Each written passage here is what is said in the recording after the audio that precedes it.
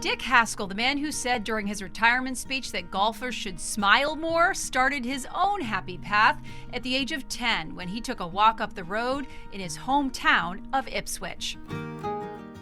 The house is probably like a mile and a half behind Cranes Beach.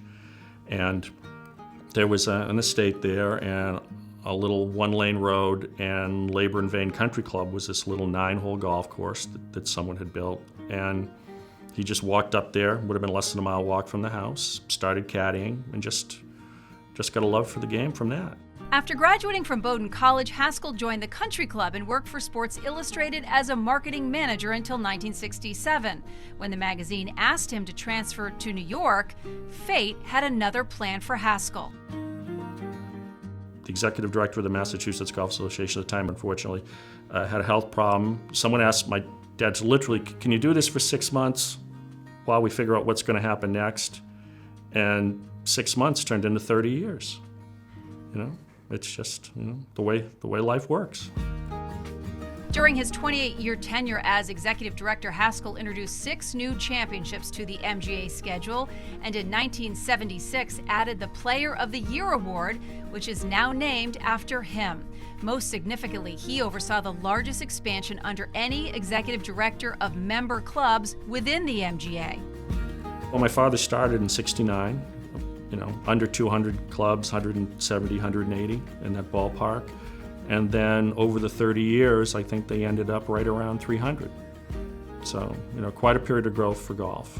And a lot of other people were involved, all the Harry McCrackens of the world and people like that were moving golf forward. And he was very methodical, he was very organized. So it was easy for him to get out there and do the legwork that was necessary to meet people, get people involved, get clubs interested in being part of the MGA that weren't part of the MGA.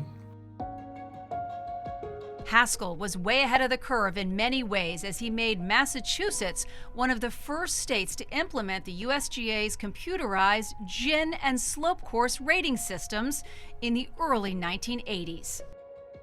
We're in this tiny little office above a restaurant in Post Office Square, and literally every person with a handicap in Massachusetts, their name is on a board over here on the wall. And you knew that wasn't going to work. My dad was very proud of GIN in the sense that the USGA started to propose this bigger automated system, with the computer age dawning. And that was another part of the whole thing that helped his tenure and all the things, with computers just becoming part of the scene and making everything they were doing easier. It became, part of the game in a way to interest people and, obviously bring people together and let them compete in the unique way that you can compete in golf with the handicap system. So he was very proud of that. In addition to putting the Massachusetts Golf Association on the map, the former Sports Illustrated marketing manager put its accomplishments in print by establishing Mass Golfer magazine. He was also a prolific researcher and contributed to the MGA's centennial book, as well as the award-winning book, The Story of Golf at the Country Club. Yet it was on the golf course where he truly was a friend to all. One of the jokes about my father was that he watched more golf than anybody in the state. Didn't get to play it, but he got to watch more. And in that context of the events that they had and the places they went early on, he'd meet everybody. He'd meet the kids working in the pro shop who would get him a cart first thing in the morning. And so he'd get to know the players and just help them out wherever he could when they were looking for advice on, starting a junior league or getting a municipality to take over a golf course that might have been in trouble and keeping them going. So it was just the personal nature of the job.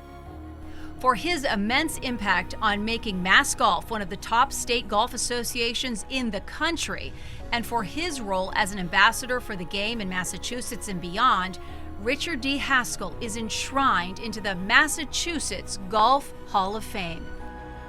On behalf of my father, Richard Dean Haskell, I am very happy to accept this honor of induction into the Massachusetts Golf Hall of Fame. He would be very proud. He was very proud of his 30-year legacy with the association.